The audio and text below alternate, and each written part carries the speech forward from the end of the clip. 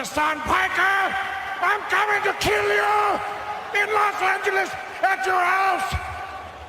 Or in the ring? No, in real life!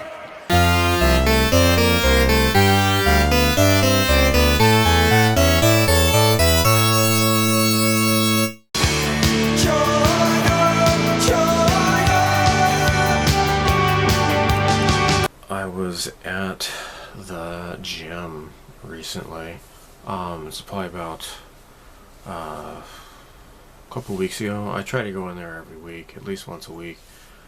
But there are these high school kids, these boys. There's at least 2 of them. There used to be more. I don't know what's going on. I think maybe it's like an extracurricular activity or something. I don't know if it's like a school club or something that they're doing. I don't know. But in any case, there are 2 boys. And they're always in the gym. So it doesn't matter what day of the week I'm in there. After 5 p.m., after I get off work, these 2 boys are there. And for example, they'll be on the leg press. And like they'll work out, you know, they're doing their exercises and such, and then they'll take the longest break, and they're like on their freaking smartphone, stroking it like Golem's stroking his precious ring. And it just drives me crazy. It's like, look, I would like to use the leg press, right? And so this was a couple weeks ago.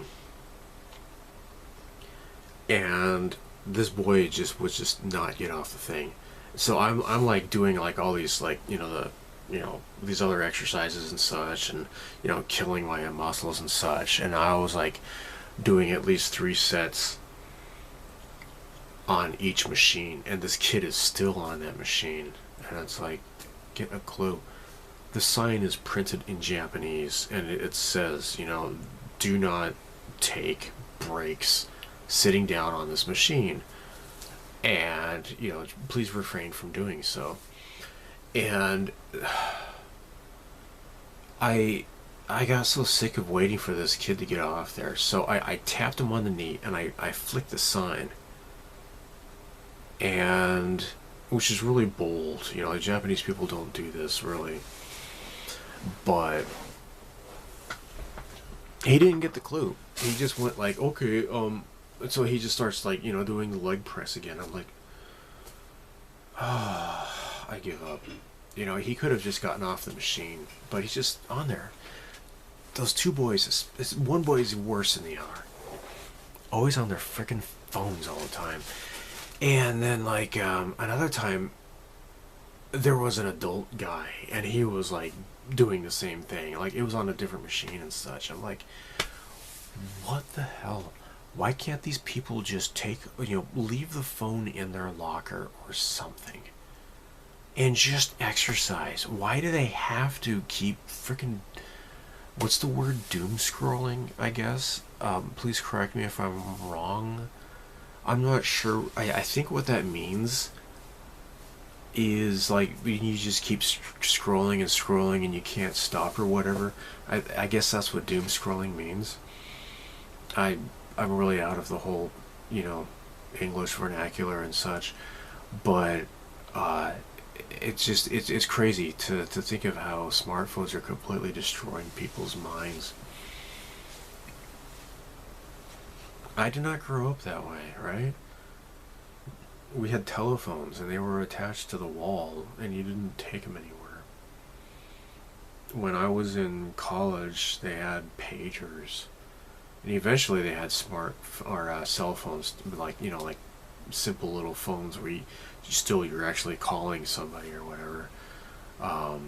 But yeah, it's just, I don't get it. This new generation, I can't understand them at all. Although I think I have it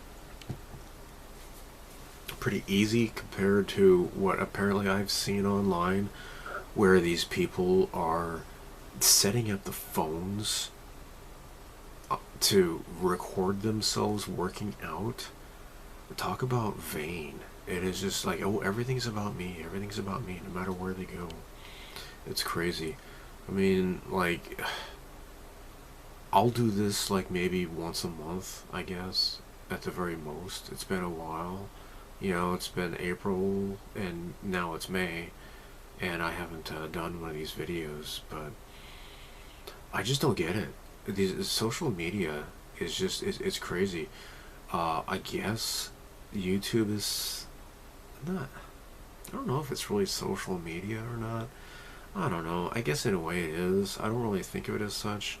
I think of social media as more like Facebook or whatever. Oh, here's this, you know, picture of the sandwich I had for lunch, and you know, here's my cat after he puked on the floor, the carpet or whatever. That's social media to me, I guess, but I don't know.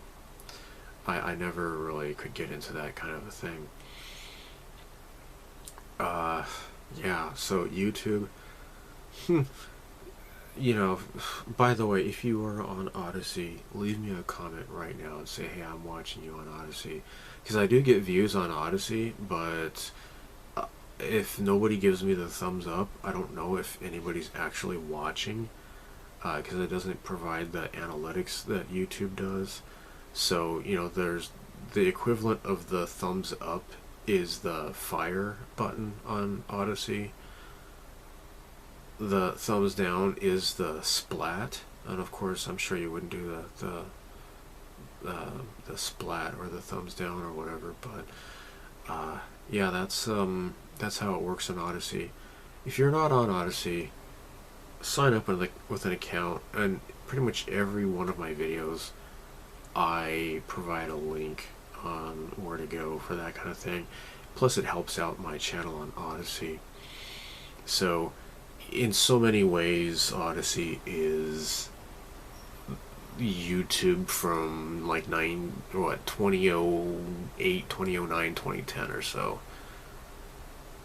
It's kind of like that in so many ways. It's just they focus more on individual people and not so much, you know, the corporate crap. So yeah, social media, I just don't get it. I'm not on social media. I'm not on. I signed up for an Instagram account by mistake because I got it confused with Pinterest. I don't really think of Pinterest as social media. I don't know. The only thing like so-called social media I'm on is I'm on Gab, and mostly I'm just participating in the retro video game anime type stuff on there, Linux groups, that kind of stuff. Pretty comfy stuff, really. No big deal. Gab is, you have to have thick skin. You know, it's not like heavily policed or whatever. The interesting thing is, though, is that like for all the people who thinks that like President Trump is a fascist or a Nazi or whatever, spend some time on Gab and you'll see what actual Nazis think of Trump, and they hate his guts, which is pretty interesting. But of course, people who feed on nothing but corporate media, they wouldn't know about that kind of thing, I guess. So anyhow, it is May, and the Memorial Day weekend has passed in the United States, in which people commemorate the lives of the fallen soldiers of World War XI. World War XI. And other wars and such. I used to really enjoy when I was living in Arizona. They had the Phoenix Comic Con, and they have since renamed it to something else, I guess. I did a video on, I think it was the 2011 Phoenix Comic Con event. That was really cool. I kind of miss that kind of stuff. You know, that's like right before the weather gets really horribly hot in Arizona. Although I have to say that when I was there in August, that the weather was rather pleasant, really, really nice. So about social media though, something I noticed. Okay, so I think it was in April. There was, I think it was a Pokemon pop-up shop in Ikebukuro, where there was a young woman who worked at this Pokemon shop, and she had a stalker who ended up murdering her. And it, of course, this is really tragic and sad and such. My daughter, she had a Twitter account, and she was getting really sick of it because, like, she was getting these messages that gets thrown into like everybody's feed. These people are like saying stuff like, oh, here I am, good morning, it's yet another day I have to live through, and all that kind of stuff, like really dreary, depressing stuff from people who hate their lives. And my daughter's like, why am I getting this? I didn't subscribe to these people, I don't follow them, why am I getting this crap? She was getting really sick of the attitudes, you know, like the prevalent attitudes on Twitter. I don't like to call it X. It's always going to be Twitter to me. I don't care. But after this young woman was murdered, my daughter told me that, like, when they released the photo of the girl who was killed, there was like all these negative comments about her appearance, like, oh, she should have had corrective surgery to do whatever to her face or whatever. I mean, obviously she was moderately pretty, I guess. I can't remember what she looks like, but I didn't really think anything of it. But just the fact that everything was just so negative and so terrible on Twitter. Yeah, there's just so much negativity. So, I appreciate that people are watching this video. I hope you can appreciate the fact that I'm not AI, I'm an actual person. So, I mean, I've got that going for me. It is really kind of bizarre how AI, there's just all this crap that is churning out on AI, and it sucks. Like, there is a genuine channel called Alien Theory, which I think is really cool. He did a video on the, what do they call it? There's a word for it. It's not the director's cut, because the director of Alien 3 has kind of disavowed that movie. But they called it like the production cut or something or other. And I had seen it because, like, the original, it's like the dog alien, but like originally the alien came out of an ox, and there's a lot of like differences between the two versions, and he was talking about that, and I appreciate that. But contrast that to this AI slop that is coming out. You get like this boring voice, and like the thumbnail on the video is deceptive, and it's just there to lure people in. Oh, this is the banned version of Alien 3 that they didn't want you to see. The cast members, what they revealed about the movie left fans shocked or whatever, and so you click on this. Oh, what's this about? You don't get any of that, right? It is just all there just to lure you in, just to sucker you in. Clickbait, right? It's called clickbait. And there's just no soul to that whatsoever, but it's always like, oh, here's the band, and they try to make it sound all edgy or whatever. That would be like the AI version of the video by Alien Theory that he made, right? I'm not saying that I've seen such a video, but that's just kind of what they do. Like, I saw with this one video was about Blade Runner, and I love Blade Runner, of course. I'm a total Blade Runner fan, but it was just like, oh, here's the something that the cast members revealed about the ending of the movie that left fans stunned, and something that they never knew about before or whatever. And I watched this video for like 25 or 30 minutes, and it didn't even address what it was actually talking about. It's just really crazy. So yeah, that is the state of YouTube these days. And so what I am doing is like, I'm just like, you know, clicking on the little dots, and I'm like, don't recommend this channel, or not interested. It's just crazy. It sucks what's going on. But here I am. I'm just a bald nerd in Japan on a Friday night, and I'm making this video, and I haven't made one of these videos in a while. So yeah. So hey, do you like neat stuff? Well, golly, what a coincidence, because I like neat stuff too. So I've been saving up for the past couple of months. I've got some neat stuff to show. Now, I did not make a video at the end of April, especially because that's like on the verge of Golden Week. We went to go stay with the family for Golden Week. Again, I'm sorry if I do this a lot. So Golden Week, for those who don't know, is a string of holidays in the beginning of, well, it kind of starts like on April 29th. There's one day is a holiday, and then a few days later, then they have a string of holidays, all one after another. And that's when we go stay at the family's place. And it's always a nice time, and I have my own little hobby set up there, because we have our own room at the in-laws' place.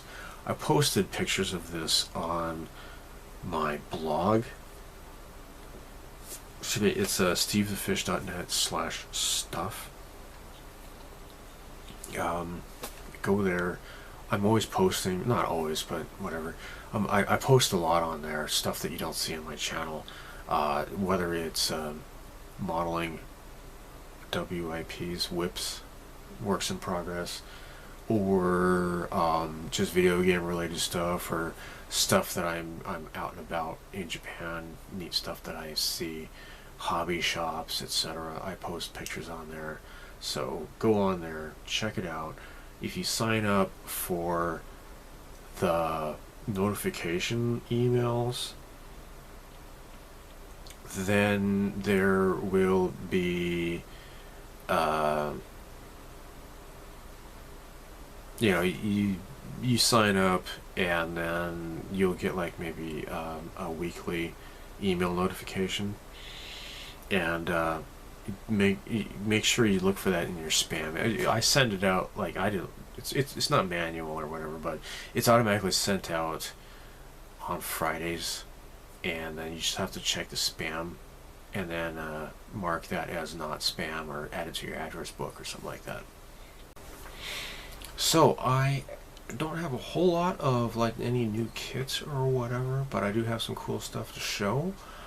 I am thinking, I'm really considering if I want to get the X Plus model kit of Rei Ayanami from Evangelion. I'm very considering getting that. I'm gonna maybe use my Yodobashi camera online, you know, the yodobashi.com points to get that. I can maybe get it for like maybe half of what it's really worth. I'm still considering it. At the same time, where is it? Oh, here it is. Here it is.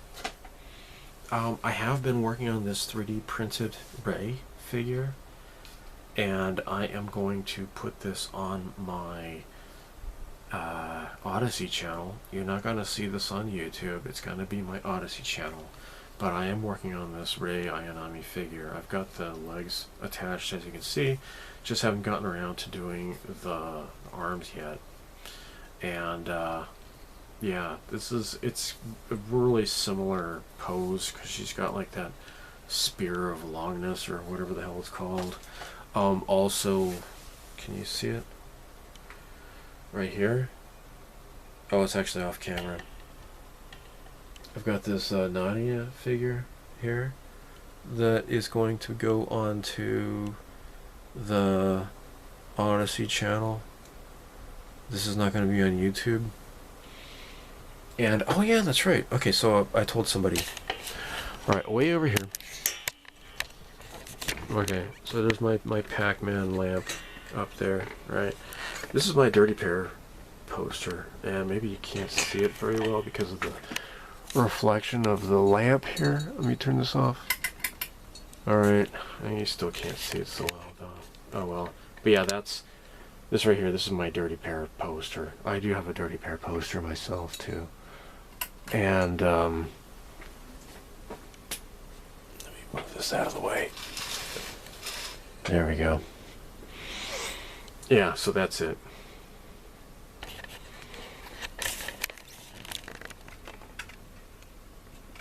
And I got my Macross, got my Bubblegum Crisis. Lots of neat posters in my hobby room here. So, golly. Alright, so, anyhow, I do have some neat crap to show. And, I guess I can just get started with that. I feel plastic. Hey, hey, hey. I have been meticulously drilling out holes on my Enterprise E, and I really have to say I definitely know what it's like. Why people would want to get the clear white kit, because this really is taking a heck of a long time. I mean, this is like such a long time. Let me see if I can reposition this here towards the lamp here. Let me see. Okay, here we go. Here we go. I have been busy, very busy, drilling out holes. And on the translucent white one, you don't have to drill out holes. All you have to do is just scrape, and it's just a heck of a lot easier. But I have the original kit from the 90s. I don't have the new white one, so I am drilling out holes like crazy. I'm kind of slowly working on this Dendrobium Gundam kit here. I'm going to be lighting this. As you can see here, I've drilled out holes in that. I guess I might, because I don't know, I feel stupid. I feel like a total spaz, because I will quite often just do like a video 1 in a build series because people are interested in seeing what I'm doing.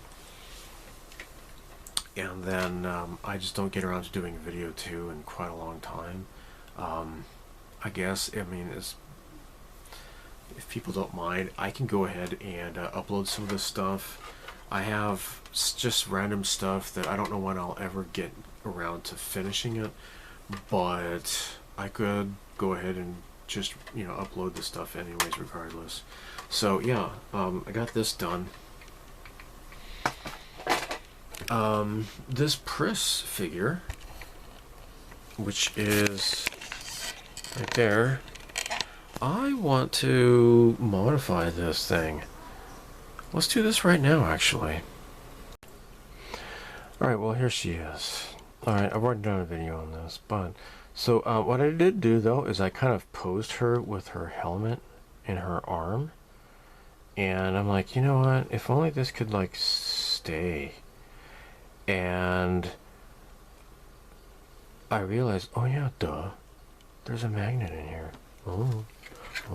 So, oh my gosh, so check this out. I got a dumb idea, except it's not a dumb idea. It's a really great idea, so shut up. Let me take this out. I could have put this in the video if I had only thought of it, but I didn't think of it because I'm dumb. And oh crap, I just dropped it on the floor. Okay, I had to battle with this thing to get this thing to frickin' focus. I don't know what the hell's going on. You know what? One thing I need to do is buy myself a new camera. Jairus got this camera for me about 5 or 6 years ago, and I'm really grateful for that. But it is just such a pain in the butt. It just does not want to focus properly. Alright, so let me put this in here like so. And now it's been glued. Isn't that great? Look at that. So that is totally glued into place. So when I remove this, there is the magnet inside. Now, if I reattach the arm, tits.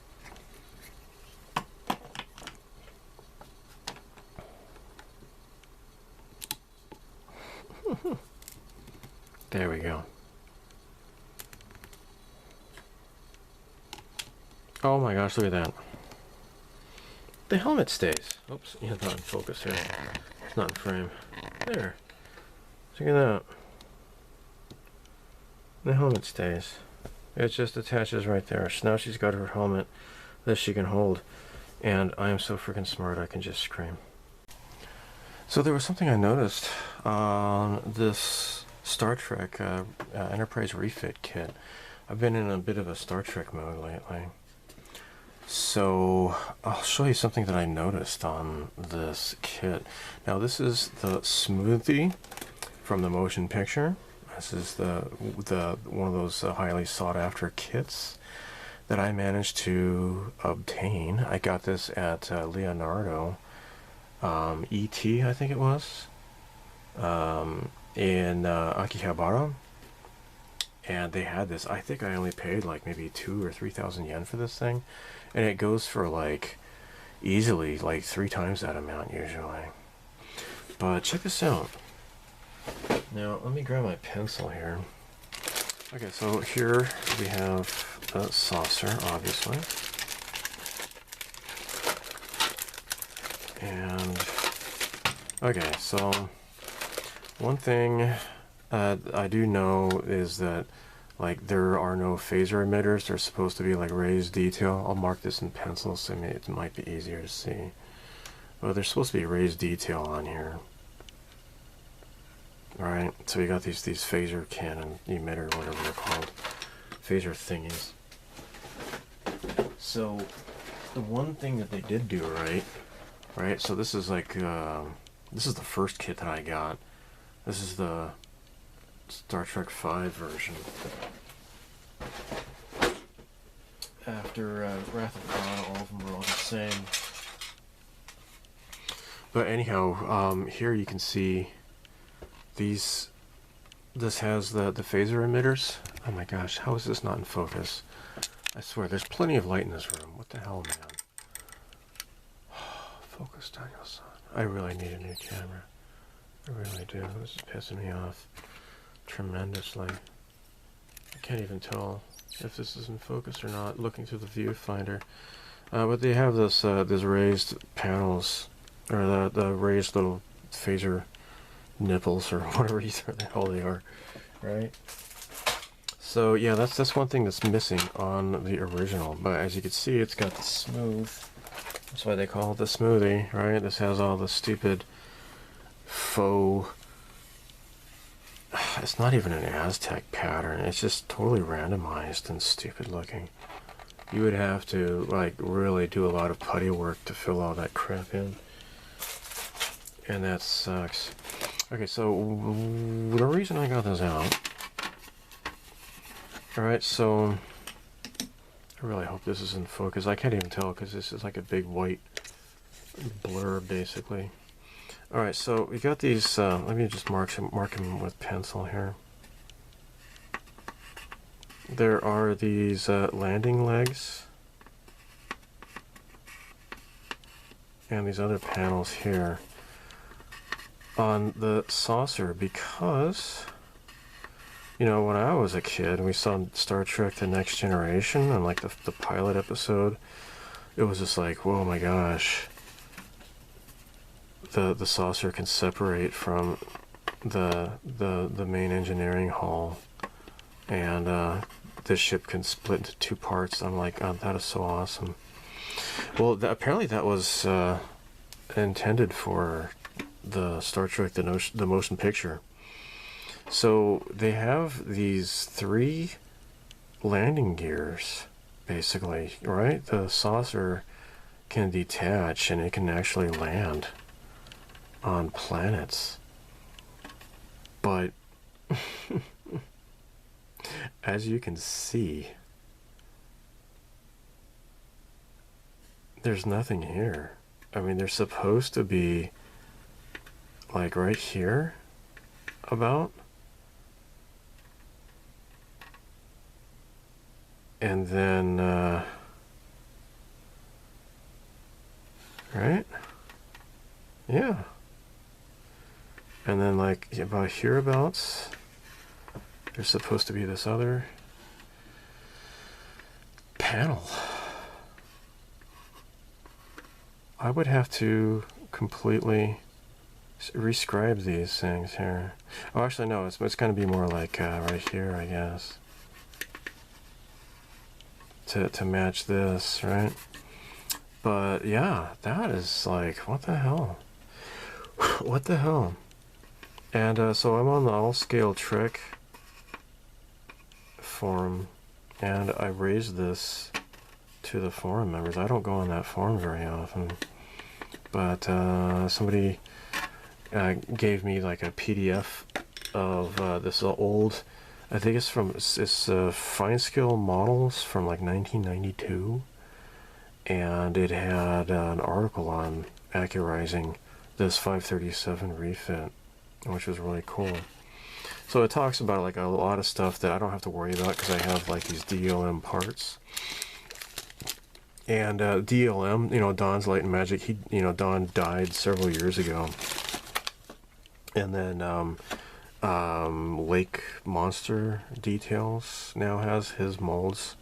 So other thing that is missing, or one of the many things, is there's supposed to be like a, right here we have like a there's like a connecting plank, I guess, like a tunnel that will connect here. And yeah, that's something you'd have to scribe yourself, I guess.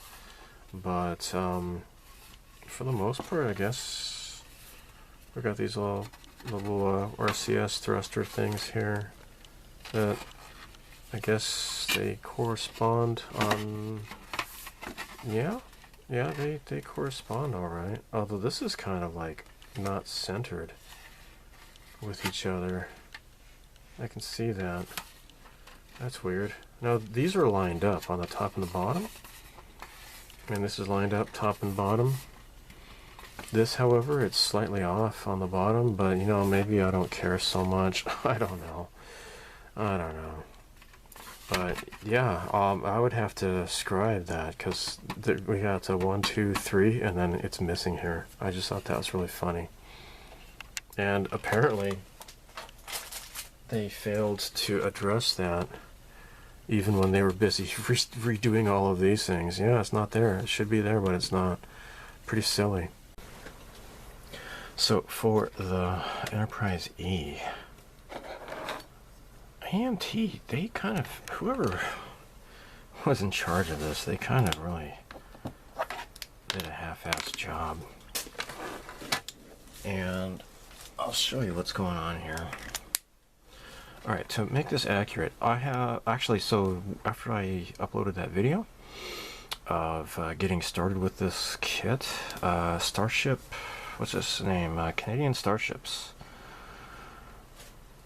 who obviously he lives in Canada, and he is a modeler of starships, okay? And he commented on my video, and it was really cool to hear from him. He gave me some pointers, and I've been watching his build of his Enterprise E.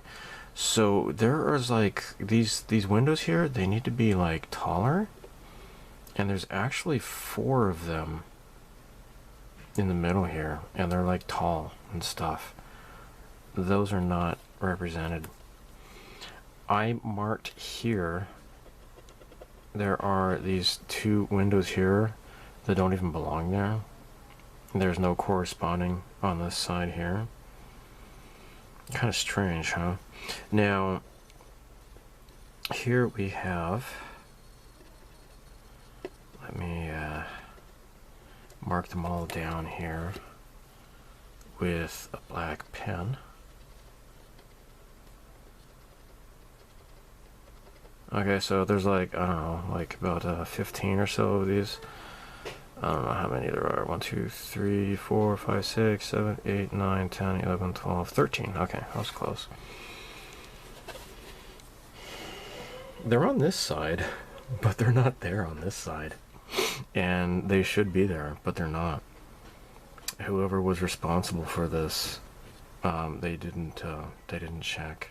So, kind of silly. Kind of really silly. Also, here they have like these, the nav lights here. And he told me that the lights that they provide, trying to do that with the, what's called fiber optics, it's not going to be feasible. He says that it's just too much of a bend. I mean, even if you heat it up, yeah, I don't know. I think Boyd Trekworks did that. Maybe he managed to do it, but it's, as you can see, it's just like right there on the edge. So, I don't know. I mean, there's like not even any plastic underneath it. Come on. Behave, please. Come on. There. You know what? This was pissing me off. Could you just behave? Alright, here we go. Golly. Alright, so it's like right there, and there's like nothing underneath here. Like this, the bottom of this clamshell doesn't even meet that edge. So I'm gonna have to try to like tunnel into there somehow, and then bring it in there somehow. Probably gonna use the tiniest SMDs that I have. He says that on the outboard is, I think it's the flashing. Let me see. I have it written down the notes on my conversation with him, but there's gonna be the red and green on there, and the white flashers are outboard, and the red and green, the solid, are on the inside. So apparently, unlike the other iterations, like the Refit, or the Reliant, stuff like that, there's no like strobes, collision strobes. They're just flashing, nav flashing. So anyhow, yeah. So on this side, nothing. There's nothing corresponding there at all. It's kind of strange.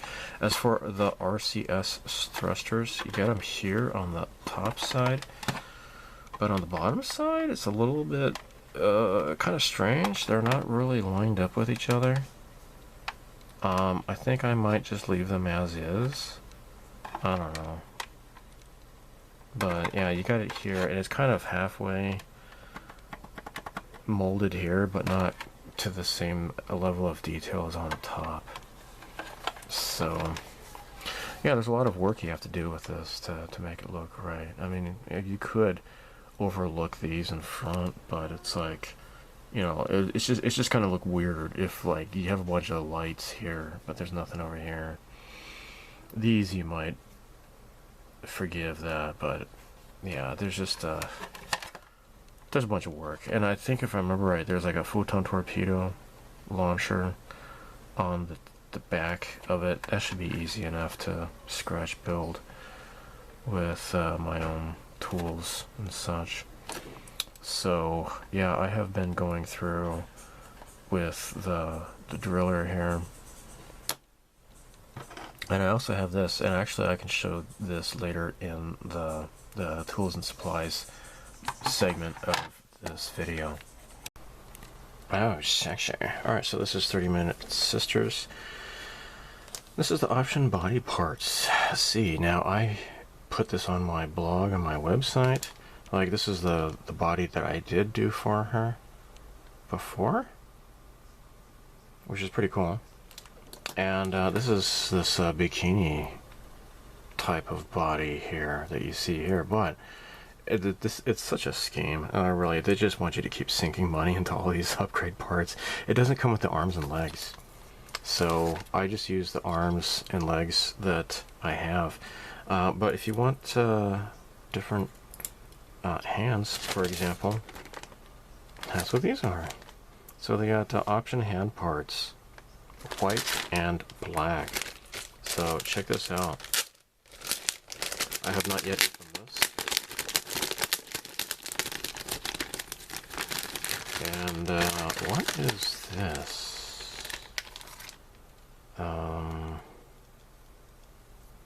Looks like these are neck parts. Are those ears? Looks like it. Okay, so these are a different flesh tone color. Let me see here.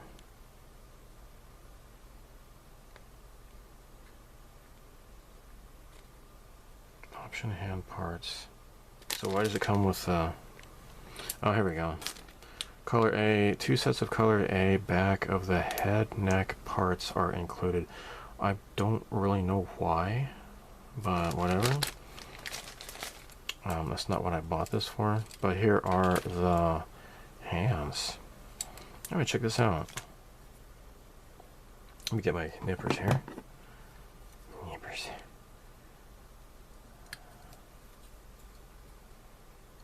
Okay, so we got the, she's doing that, the V peace sign, victory, whatever. Okay, that's this. Let me see the instructions. There we go. So we got HA1, HA1. Hold on here. That's HA3, HA4. Now here's HA1. So parts 1 and 2. Put them together.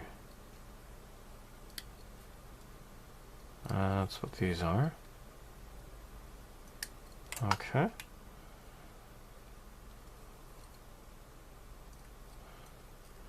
And so she's also got like an open hand as well. If I put this together like so, there we go.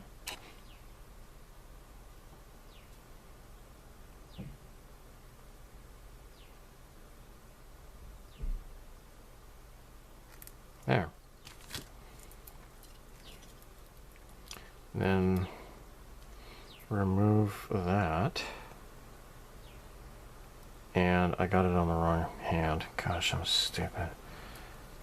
Gosh, here we go. There. Look at that. Oh, that's cool. So she's got different hand styles. There's like a normal resting hand. And then they got this open hand here. And you got a pointer finger as well, which is pretty cool. So yeah, different styles, and it comes in white and black. Alright, so that's cool. Now, so for example, if I want to do the bare legs though, that actually is a different kit altogether. I'll put this back in the bag here. So this comes in a bag.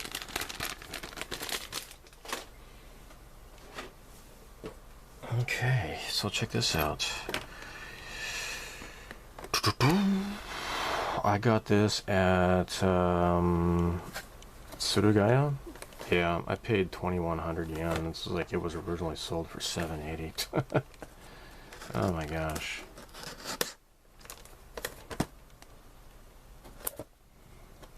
Alright, let me open this up.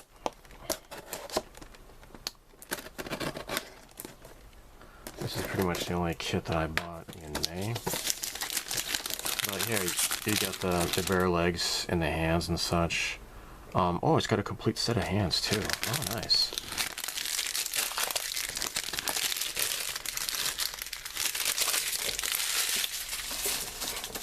Alright, so let's open this up. And of course, I did a custom paint job. Alright, I gave her a darker skin tone. And oh, hey, look at that. It comes with optional face parts. And head parts. Here are the hands, right? Just like what you just saw.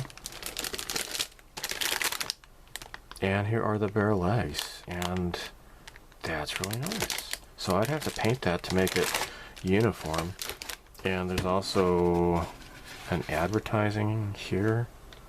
Right there for the different faces, the eyes and stuff. That's what that is. So yeah, I've got that decal sheet. I picked that up, I think, at the Mandai Shoten, located in Takasaki. But anyhow, this is really cool stuff. So yeah, you just have to keep buying all these little supplemental things if you want to keep upgrading these kits. But Bandai sure knows how to milk your money, I guess. Supplies! I'm sure you've probably seen these before. I know I sure have. I've never actually owned one though. So this is a hand drill by Tamiya, and you kind of build it like a plastic model even. So it gives you the instructions on how to build it, and here are the parts for the actual drill.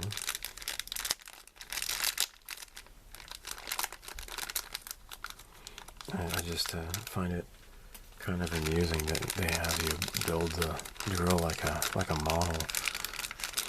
Let me get these parts in here. So this is going to be the difficult part, I suppose. Right, here's the chuck. This is only like, I don't know, 2,200 yen or something like that. I can't remember. Something like that. And it looks like it gives you a drill head.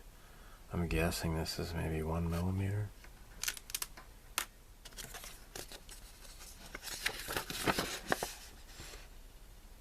So, yeah, I'll take these out of the bags and maybe get started with this. So the bags are just stapled here. Just be careful so that the staples don't fling across the room when you open the bags, because then you step on them and you're like, ow, that doesn't feel good.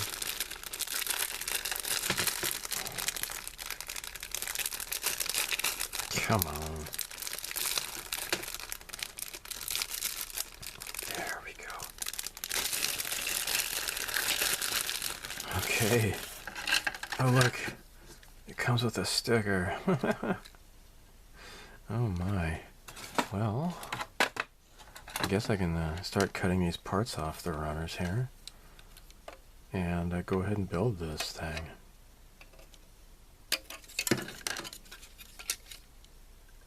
Well, okay, some of this is actually kind of a little bit tricky, I think.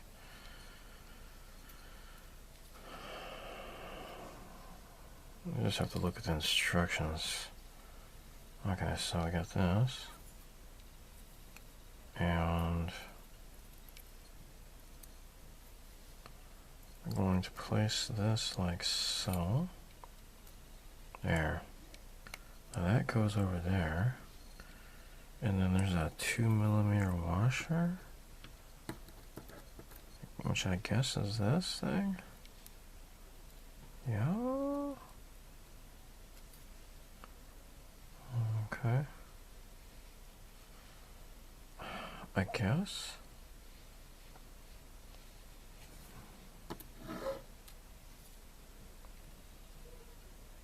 Yeah. And then a 12mm screw, which this goes here. Oops. And then I'm going to screw it into here.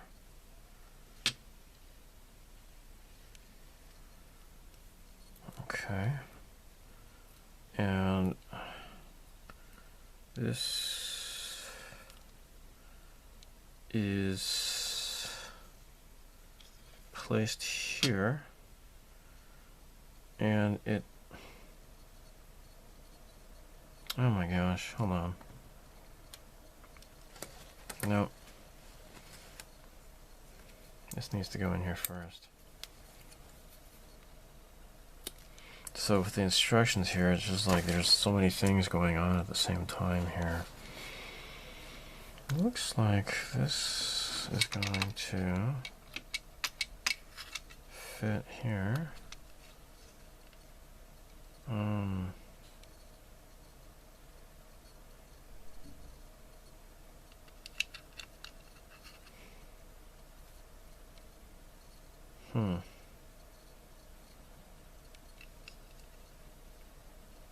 I guess it just sits on top there somewhere. And we got this lubrication here to, this is grease. It says to put it here. Oh. Come on, you gotta come out or not? Oh, okay, now it's working. So grease goes on there. Come on. There we go. And then here.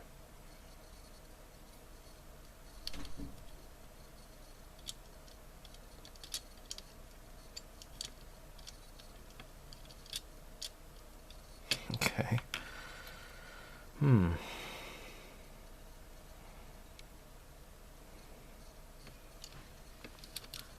And then let me get those tweezers that fell on the floor.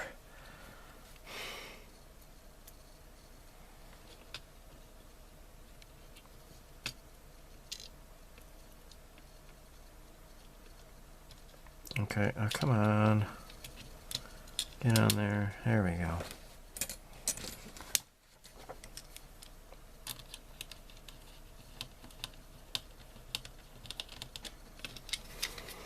So you can see here, right, this is how the trigger mechanism works. And this, what's it called? A shaft? Gotta lube the shaft. Shut up. You filthy-minded pervert. Okay, so that just kind of fits in here. That goes here. This one was kind of difficult to get into place.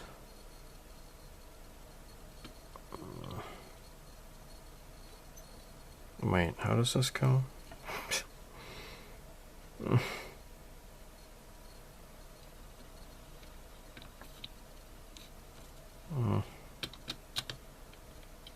I don't know, guys. I don't know on stuff. Why is stuff hard? Oh, wait. Hold on here. Oh.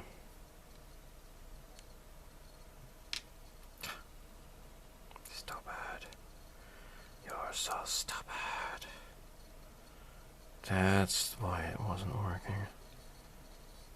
Alright. That's gotta fit like that, apparently. Okay. Oh my gosh. Well, if I run out of this crap, I can always use the Vaseline. He uses Vaseline.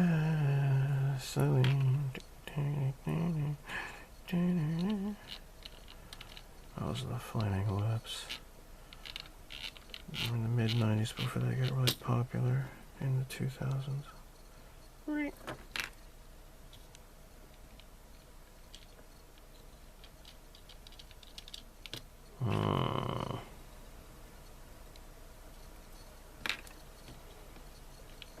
Okay. Alright, that'll do it. Get it on all three of these wheels here. Here.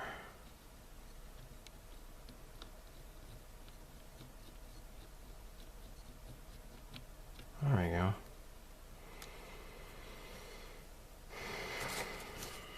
I guess I'm about halfway done.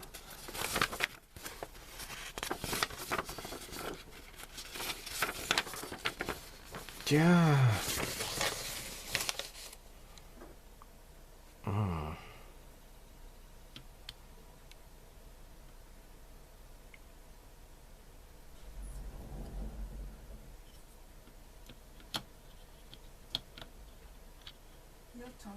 Okay.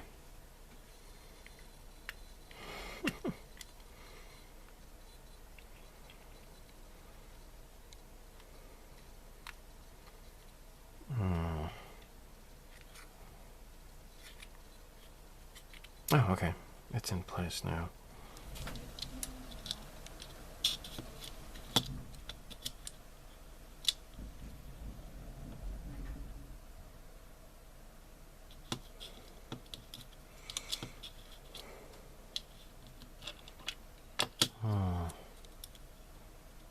Does this... Hold on here.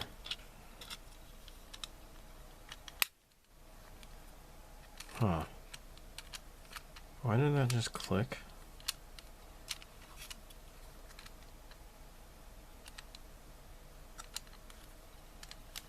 Oh, I guess it doesn't matter. I don't know. What? Okay, well, this goes in here. Oops. Oh, there we go.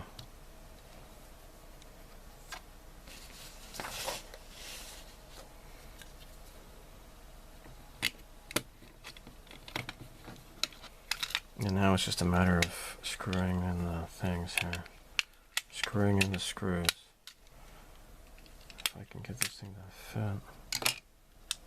Why isn't this working?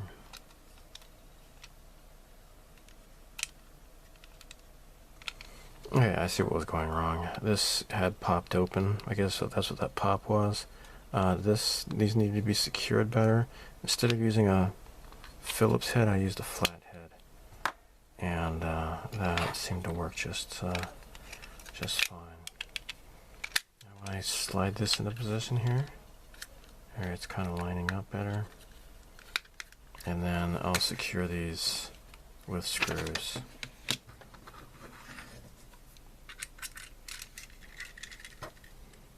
Alright, now I just attach the chuck here. Alright.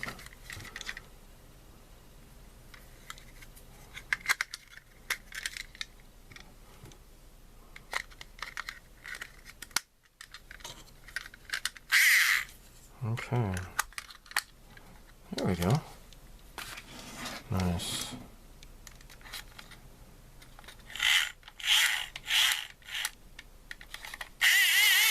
Alright, well there you go.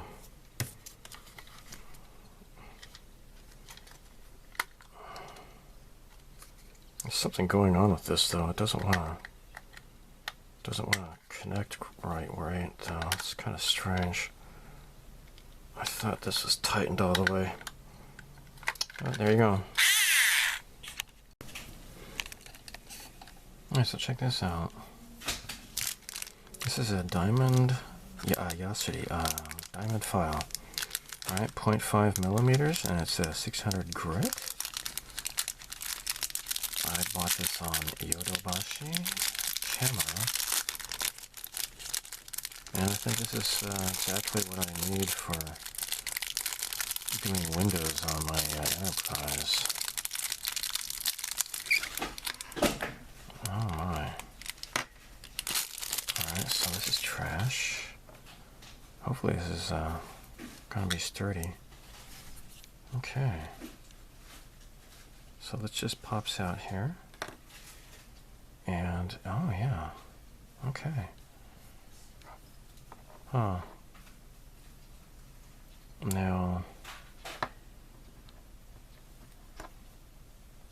This goes into here, like so.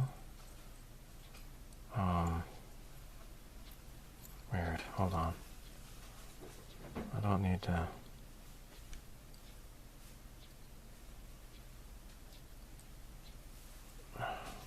There we go. I guess. All right. There, that should do it. So this way,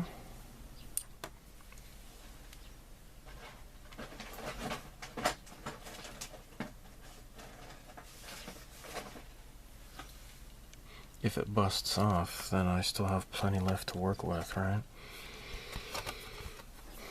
Let's give this a shot. And, oh yeah. This is nice, actually. This is really, really nice.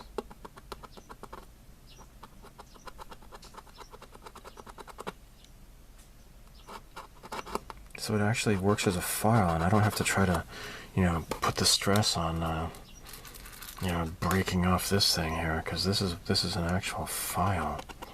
600 grit. Now they also had like another, like it was a 400 grit or so. This is I forget how much I paid for this. It was a little bit expensive, like maybe 2,000 yen or so. I can't remember. But this is going to clean out these windows pretty well, I think. Ah, you hear that? There. Nice.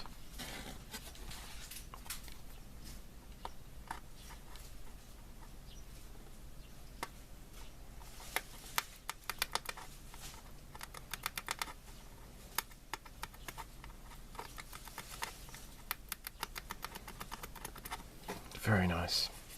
Okay, here is my nasty accretion solvent for airbrush. It took me a while, but I was able to finally find the solvent R.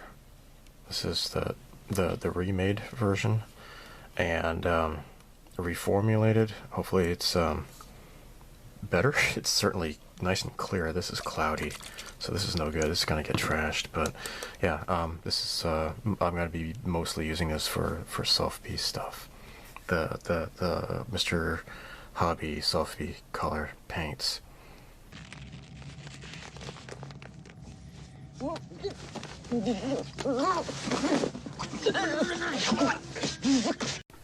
Retro awesomeness.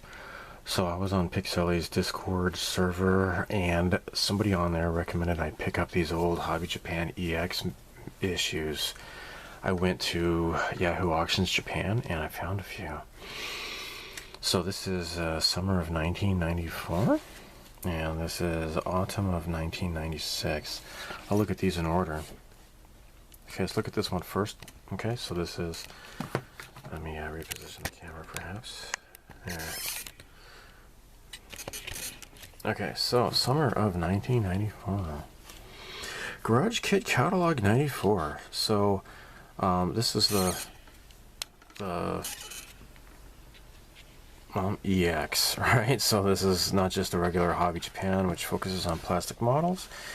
This focuses on other stuff, and I guess this is like the EX, Hobby Japan EX mascot girl. She's on both magazine covers. So obviously this was a quarterly magazine.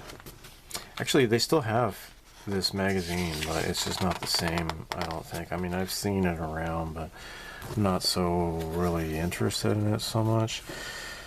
Garage Kit. So these are, it'll tell you if it says cast, say, that means it's a resin cast, right? And so here's Oh My Goddess, and this is Akazukin Cha-Cha. Alright, that's what that is as well. I don't know what she's from.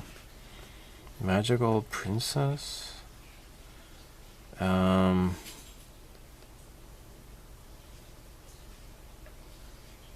don't know.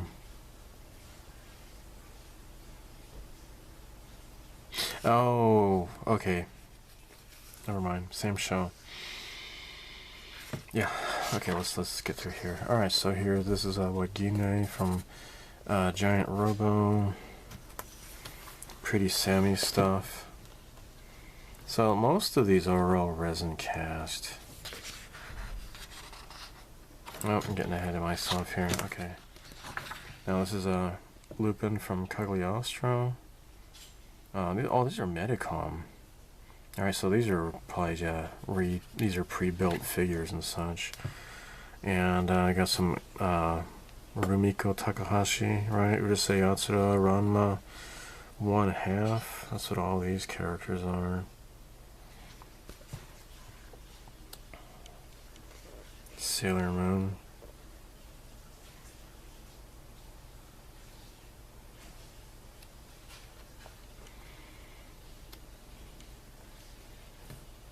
Street Fighter.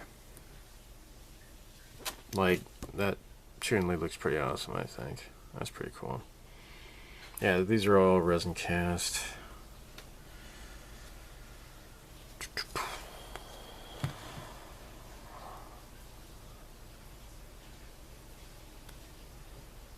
And we have SNK. So we got Nakoruru, Terry Bogard. I don't know who this guy is. Jeannu? Oh, World Heroes. Okay. Yeah, lots of SNK stuff. Reika, who's this? Oh, Suchi Pai. Oh, this is from Suchi Pai. Okay, cool. Alright. Neat-tastic. This is Galaxy Fraulein Yuna. Different characters from that. Very cool. Puyo. Really cool. There's a monster in the box. This is Dragon Quest stuff here. Very super neat. Oh, okay, now this is Soft B. Alright, this is the Double Hunter Yoko Soft B that I would really like, but I don't see this. It doesn't come up very often at all. The one that I did build a few years ago, that one was pretty common. Gosh, I paid only like 2,000 yen. I bought a couple of them, gave them to friends. Now it's worth a lot of money. This is Gali from Battle Angel Alita. Or Gunmu, I think it's called in Japanese. But yeah, her name's Nagali. Good golly. And what is that? She's from Slayers, I think. I got oh hey, this is Irresponsible Captain Tyler. Yeah, this is from Tyler. These two characters here. That's cool. Yeah, my wife loved that. She used to want to watch that all the time. I have this. I think it's a Thai recast. It was pre-painted and everything. But yeah, I have this. This is Madoka from Orange Road, Kimagure Orange Road. Ghost Sweeper Mikami. Of course, these are all definitely early 90s type stuff. Got some, what's this, Ultraman characters. Yeah. Oh, there's Misty May, right, from Otaku no Video. That's cool. Okay, let me get through here.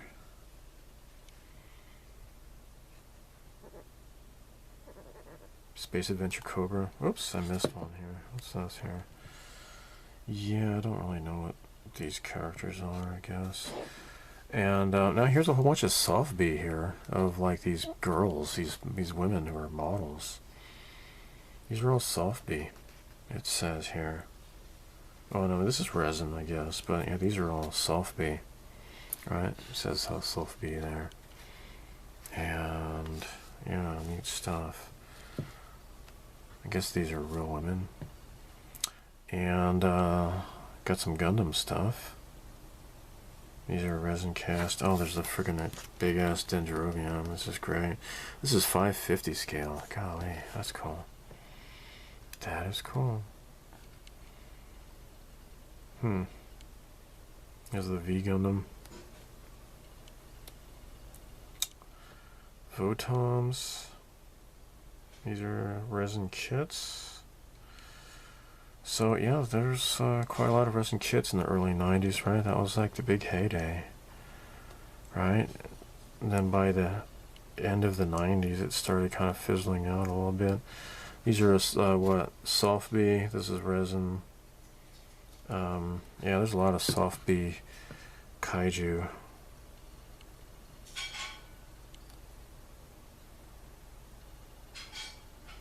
Got sofubi Ultra 7. Sofubi Gummerdo.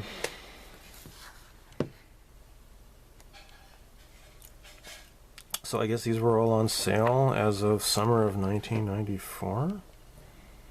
Lots of stuff in here. Kamen Rider. A lot of stuff I don't care about. Now I built this. This is the, okay, so this is the Argonauts. Okay? So these are sofubi. So sofubi Y-Wing, a sofubi X-Wing, sofubi C-3PO. See, the legs are just a little bit too stubby here. They didn't quite make that white. That's not quite right. There's the sofubi Stormtrooper, or you can build it as the Sand Trooper. I have this kit. I haven't made it, but as you can see, look at those legs are too stubby. They just didn't do the proportions right.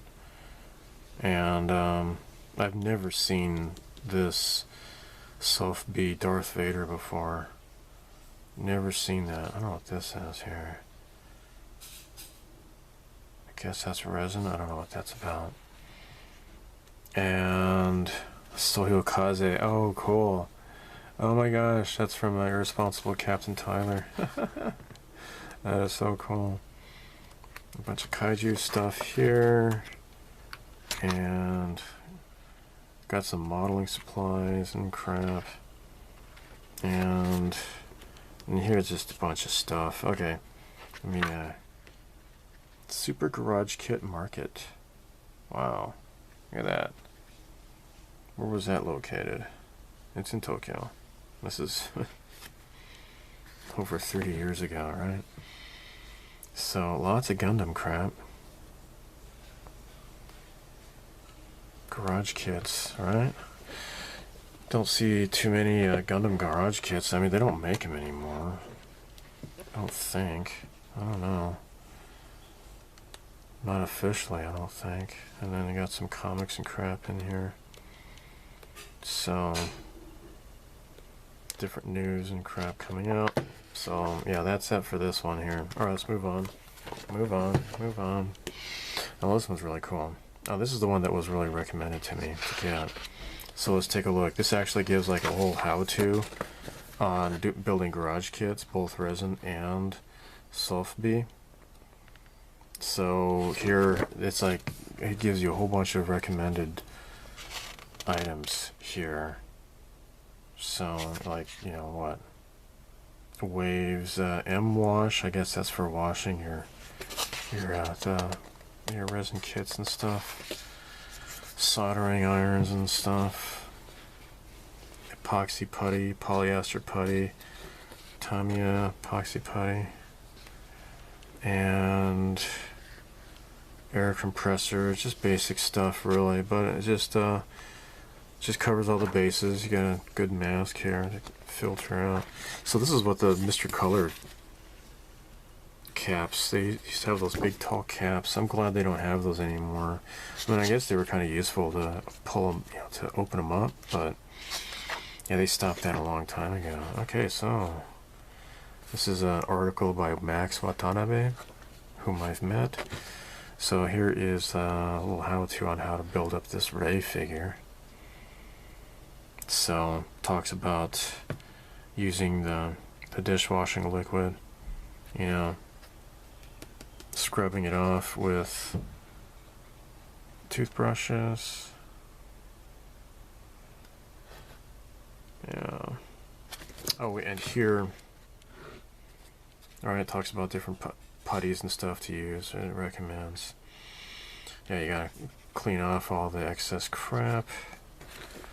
So, tape it up to do a test fit. and getting rid of this seam line here.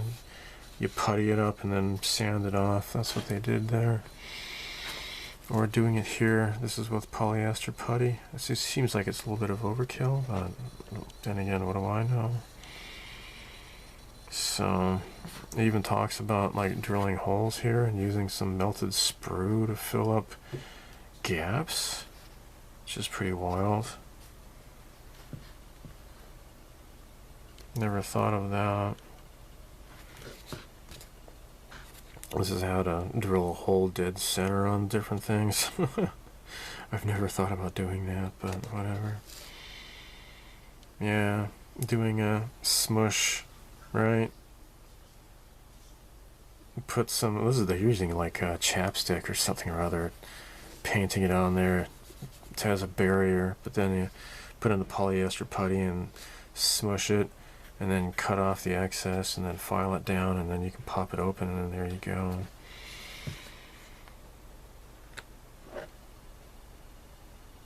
And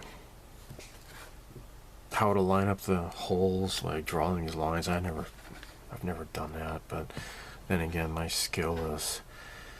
level is definitely not over 9,000. And this is just doing like different paint gradations here. And how to paint the eyes step by step. Pretty amazing work. And then there's the finished result. She looks lovely, really nice. And this is doing a not Votom's, what's it called, Virtualon Timjin kit. I think who made this kit? I think it was Sega, or no, Wave. I burped. But yeah, this resin kit employs poly caps, which is pretty amazing. So then the Virtualon, the license went to Kotobukiya, and then now I guess it's Bandai. And this is the garage kit making business here. Pretty amazing. Got the molds and everything. Yeah. Okay. And this has a whole sofubi tutorial here, and this is the reason why that guy recommended it, because I'm talking to some people on that Discord channel, and Pixely is making a Gundam sofubi kit, but it's on a Patreon or paid channel or whatever they're called on YouTube. I'm sorry, I'm not paying for anything. I got too many other things to pay for in my life. But yeah, I like to see the finished results when it's done, but whatever. So anyhow, yeah, this is actually interesting, using scissors to cut off. I mean, that's a good idea. So right here it shows you using a hair dryer to get the parts warm, and then slicing it off with a knife, or using scissors here. So obviously they're working on a Gamera, and then they got a Ultraman. So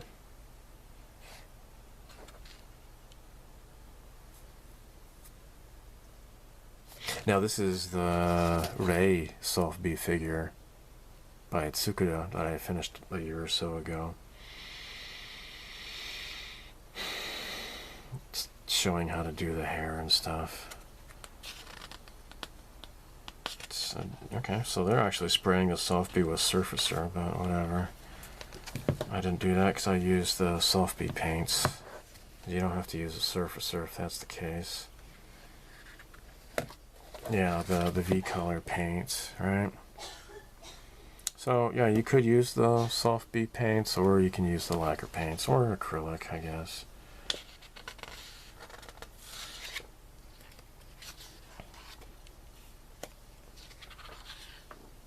And then metal. So it's got some Tamiya, some Japanese artillery. So it shows you how to buff it out, file it, and then before painting and such. And Shatner, here we go. I don't know what this is about. Oh, this is the same thing. Okay. 1996 Garage Kids. Okay. See, once I get to the end of the magazine, it just wants to flip too many pages at once. These are sofubi, but I think they're figures or something. I don't know. Most of these are resin. It's like it says like number 7 sofubi, number 7 resin. So they have like the price, and then the status, and then the height and that kind of stuff, and then what the medium is. So yeah, no, these are resin Evangelion figures. Here's a crow figure. This is resin. This is sofubi. You got a sofubi crow figure. That's weird here. Gosh, there was a girl in high school. She wanted to go to see The Crow, and I watched that movie, and I was like, oh gosh, I just couldn't get into it. She was way more into goth stuff than I was, and so we went to go see the Crow, and I'm like, he shoots like the whole movie. He's like killing all the bad guys, and they're all dead, but the movie hasn't ended yet. So then they have like a whole room full of bad guys, and he has to kill them all, and I'm like, but there's no interest in those characters at all, because they just kind of threw them all in at the same time at the end of the movie. So yeah, I think it kind of I got bored with that. I don't know what this is about. Oh, Hamelin. Oh, the Violinist of Hamelin. Okay, which is also a Super Famicom game. So anyhow, what's this? Oh, Phenomenon. Phenomenon. Okay. Oh, she's got titties. Yep, so anyhow, I guess that's the end of this. Yeah, so really cool magazines. Really cool. Well, since I enjoyed those other 2 magazines, Hobby Japan EX magazines, so much, I decided to get another one. This is also from 1996, and it features the Evangelion dual figure set, sofubi set that I made, right? And they just so happen to be right there. Okay, I know it's a huge mess. I really need to clean it up, but oh well. So anyhow, yeah, I figured this would be another cool one to look at. And you're probably thinking, well, this has got to have like a really fantastic build up of this figure set. And well, if you thought that, you would be a fool, a foolish fool. And actually, well, that's what I thought too, because I figured it's on the cover, and just the way that these magazines are, it's like they're gonna have like an article that features what's on the cover, but apparently not. It's like right there even, right? Yeah, there is no build-up of that, and unfortunately, because I was really looking forward to seeing that, because I built it myself, and I'd like to see how, an expert would have built that sofubi set. Oh well. Alright, so Garage Kit catalog for 96. Okay, so this is all robots. Bunch of Evangelion stuff here. Oh my gosh. What is this? L-Game? What is that again? No, that's Gundam Wing. Oh, weird. Okay. Never mind. What the hell is that thing? That looks weird as hell. Okay. More Gundam stuff. Core Fighter. Right there. Votons. Neat stuff. And this is Macross 7, looks like. Never got into Macross 7.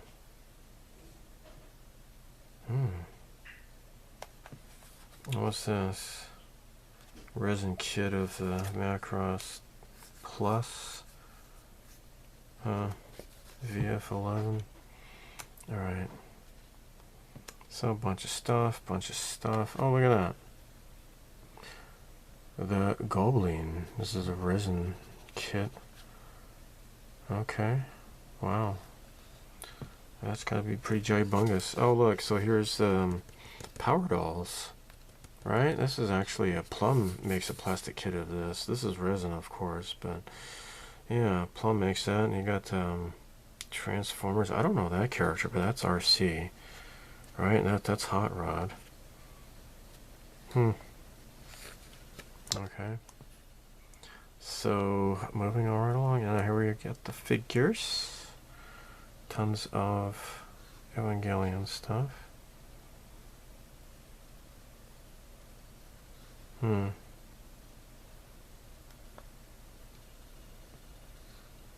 And now, see, here it is. Here, sofubi, right? 2 figure set, and 5,800 yen. I mean, that's a pretty good price. I didn't even pay that much money for mine, but I'm sure they go for a lot more now. But that was yeah. So typically, sofubi is cheaper than resin. These are all resin kits here. Sailor Moon.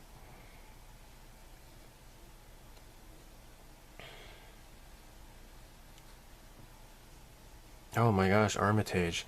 I think I saw like the first episode of Armitage. That's a heck of a long time ago. There's a multi-purpose cultural girl, cat girl Nuku Nuku, I think it's called. Yeah. That's about as gay as heck. Look at those shirtless Gundam Wing guys. Golly. But yeah, Gundam Wing certainly introduced everybody to Gundam.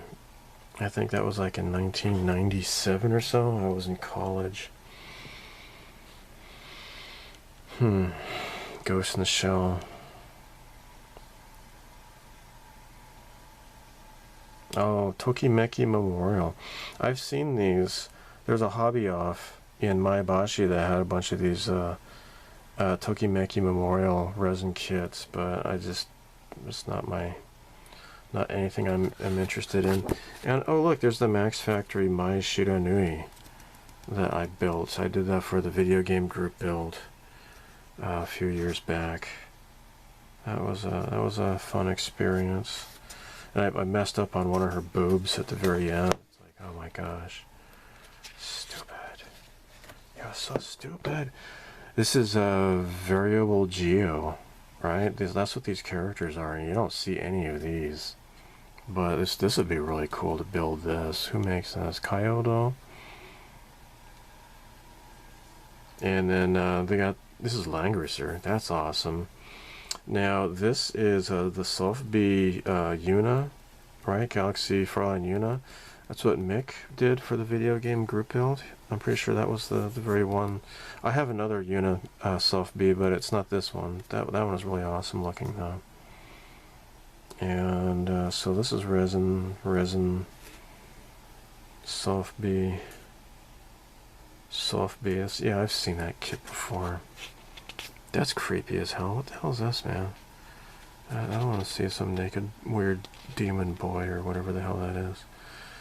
This woman looks scary. And then was this Marilyn Monroe? MM. And, yeah, okay. So, Kaiju. Here we go. Lots of Kaiju. Not really my thing. But yeah, this is sofubi here. Well, a lot of these are, I don't know. It seems like figure kits, they're mostly resin, but Kaiju, there's a heck of a lot of sofubi. Right? I don't really go for the whole Kaiju thing so much. So.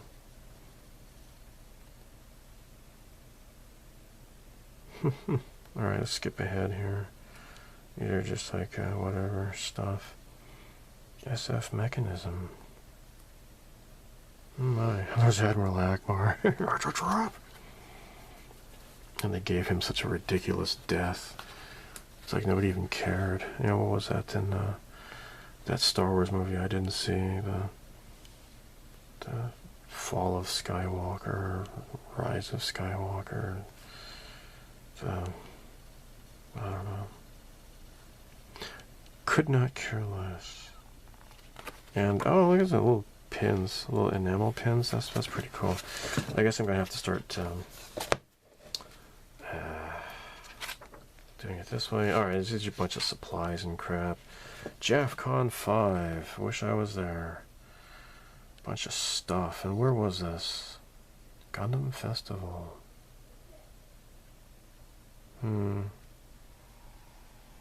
Where was this held?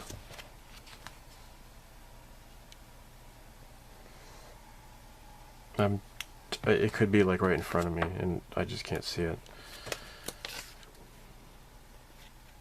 Yeah, well.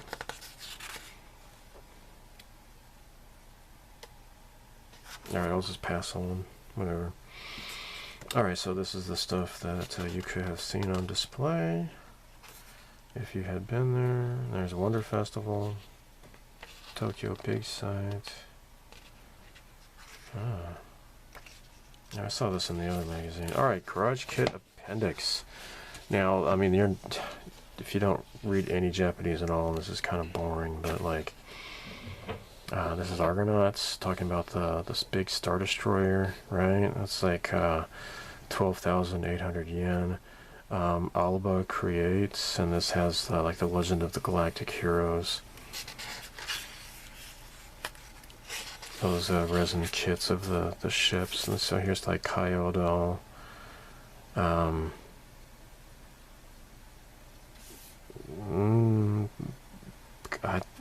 is that Yo? I don't know. Kaiju Mu Ho Chi. I can't read that. I think that's Kaiju. I don't know. So yeah, it just lists like all the stuff that's coming out or whatever for that year, I guess. So Falchion, right? And boring, but Falchion, they did a really cool Double Hunter Yoko soft beat. That was the first soft beat I ever made for my channel. That's about it, really, I think. And they got some anime stuff that's coming out. Escaflowne is such a cool show. That's what all these are about. Toilet Flush, Key the Metal Idol. I don't know anything about that. I know the name, but...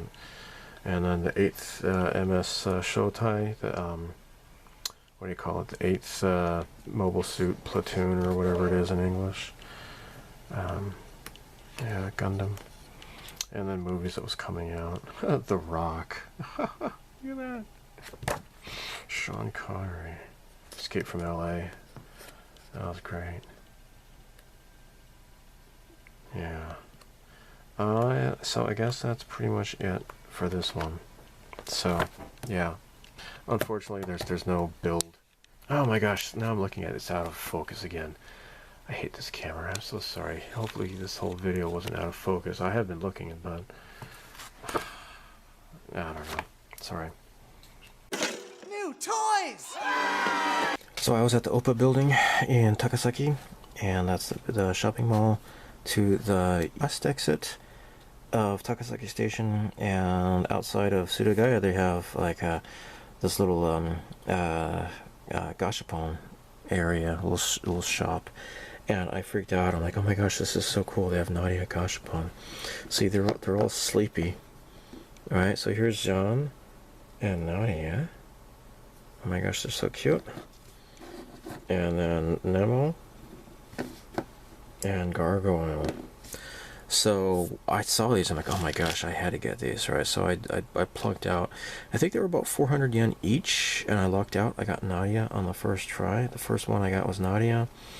Then I got Nemo, and then Gargoyle, and then I got another extra Nemo. Then finally I got Jean, so I have a complete set of all four. My wife, she said, hey, does it have Maria and King? And I said, well, no, actually, they do not, unfortunately. I would much rather have like Marie snuggling with King instead of Gargoyle, but I mean Gargoyle's pretty awesome though. He's all pointy. He's like so angry. Maybe why is he so angry? Maybe it's because he's so pointy. So Nadia's skin tone could have been a little bit darker. I would have been happier with that, but you know, whatever. Anyhow, these are super cool, super cute, and I'm happy I got these, man. Yeah!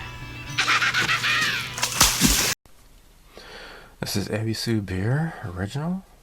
Ebisu. I don't know why it says Yebisu in Romaji, in the you know, the alphabet. I don't know why, but anyhow, rich and mellow premium beer, brewed with 100% fine malt and select hops. Isn't that great? And look at this really cool picture on the back. That's cool. Kind of like a manga type girl. That's great. All right. So this should be pretty mild.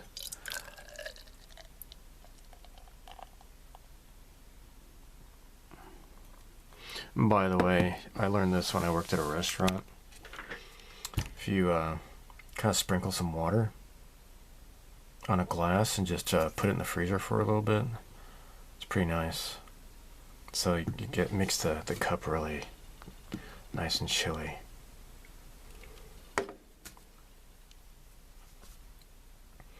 So, if I remember right, I think, you know, I don't know if I've ever had Ebisu before. Maybe I'm pretty sure I have, but yeah, it's great. It's pretty smooth. So, yeah, it's just a nice malt and mellow, like it says. So yeah, good description. Okay, I just opened this up. This is called Multi-Nai. I don't know why. Alcohol 4%. This is strawberry flavor, in case you can't tell. There's no sweeteners involved, whether it's fake or you know, or real or whatever. So that's good.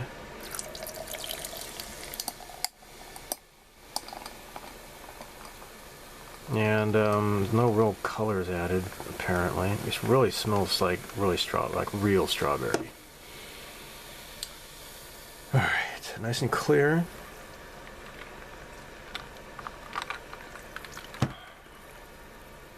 That is really good.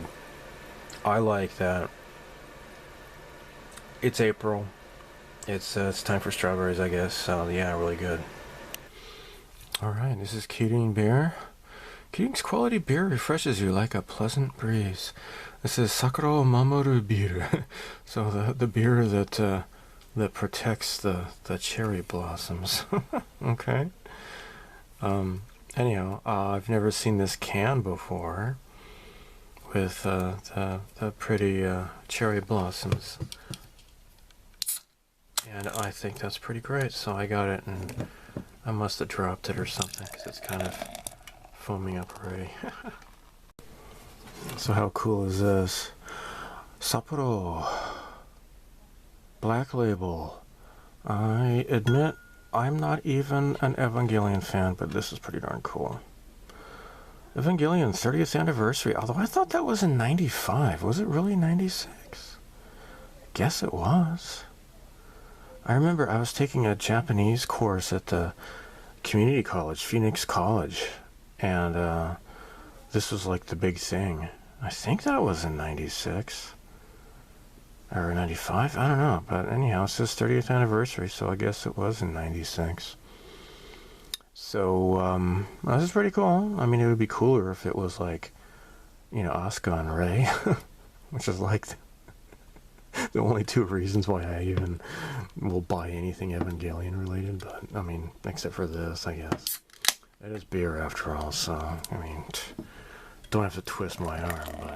But this is pretty cool. Evangelion beer. So Gente design. So at the store they only had these two designs. I didn't see anything else. It'd be cool if they had the girls. Couldn't care less about Shinji because he's an obnoxious character.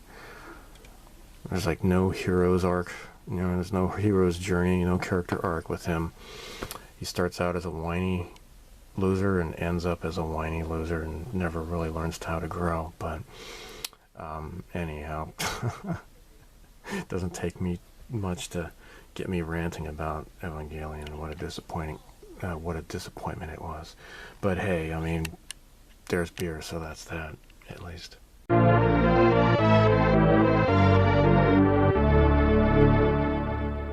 And the purpose is to rid the planet of certain people. I believe that AIDS in reality is not a natural accident. It's not a natural disease that just sort of evolved. Somebody cooked it up. I think that it's something that either escaped from a genetic engineering laboratory or something that was manufactured on purpose in a genetic engineering laboratory to somebody's specifications. I also believe that all the warfare of the future will be conducted with these biological agents, because now that gene splicing is a thing that can be done, it is feasible to consider the preparation of certain diseases which will kill only specific races, nationalities, or people with certain interests, because you can tailor the disease to attack certain things in certain categories. For example, there are diseases now which affect only certain types of people. Tay-Sachs disease, which affects certain Jewish people. Sickle cell anemia, which affects black people. If you want to narrow it down and carry it to ridiculous extremes, I could see somebody in an American laboratory, or maybe even in a Swiss laboratory, making a disease that would kill only Iraqis, or only Iranians, or only Libyans, or only Russians. Let's look at the world the way it really is. Government is a joke. Governments don't do anything. That's like a cardboard cutout that hides where the real machinery is. The world is a place that does business. The world is run by multinational businesses that mostly sell weapons to each other. And then you have sugar business, oil business, coal business, business. And when the guys who run these things say jump, all governments jump. It's foolish to consider the possibility of nuclear war because from a business standpoint, it's impractical. It stops all business. So, the way you have to look at it is the chances are much more likely that the sales will continue of missile delivery systems, but what will be in the warheads will not be things that destroy real estate. It's much more practical to think of missiles going someplace and putting out chemicals or microbes that enable the one party to subjugate the other party by controlling its labor force while leaving the buildings intact. There's been, I'm not sure if you've seen, it's just coming out of Japan at the moment, it's only semi in print, but in Japan they were able to take 20 million people and work out who had the vaccine and who didn't. And they were able to show highly significant that all the excess deaths were in the vaccinated group, that the non-vaccinated group had none. Now, all right, that's just one study in Japan, but last week... Well, a study of 20 million people. 22 million people, yeah. Yeah, it's not a bad study. Last week, a very smart statistician in Australia sent me his paper that he's just publishing, so I won't mention all the details, but what he was able to show was that about 3 months after every splurge of a vaccine booster, mortality went up. And that's exactly the timing the Japanese found. They found that the peak mortality was 100 days after the after vaccination, whatever the vaccine whatever it had. Then so there's this amazing consistency now that's starting to come. Remembering that the Australian government had an inquiry into excess deaths and said there's nothing in it. It's all due to COVID. I mean, I tell you. The thing, they get caught lying. So here they are all dressed in hazmat suits. But guess what? There's going to be a guy without a hazmat suit just going to walk right up into him. Let's watch. You can turn that down. So they're look, it's super scary. Oh, here comes a guy. No hazmat suit. No nothing. Not even a gas mask. No nothing. There's another guy. There's another guy there. He's just wearing regular clothes. Right. Isn't that, it's kind of amazing. He doesn't even have gloves on. So This there's is for two the guys just cameras. kind of stumble into this. Meanwhile, everybody else is dressed like they're on the moon. And they're doing it again because you didn't hang them last time. She's right. Iranians are asking for the bombs. Oh no, they are. I'm a journalist. I'm in contact with Iranian youth who are asking to be bombed. And you are standing here supporting a terrorist regime. What are you doing supporting a terrorist regime? Why are you supporting a terrorist regime? I understand bombing is bad. Convince me of what? Of rape? Of women not having no rights? I'm Iranian. I've been imprisoned by that regime. This has got nothing to do with Palestine. This is about a terrorist regime in my country. I can't even go to see my father's grave. I'm left as a refugee. You should think about it. This insane Democrat just attacked. Guys,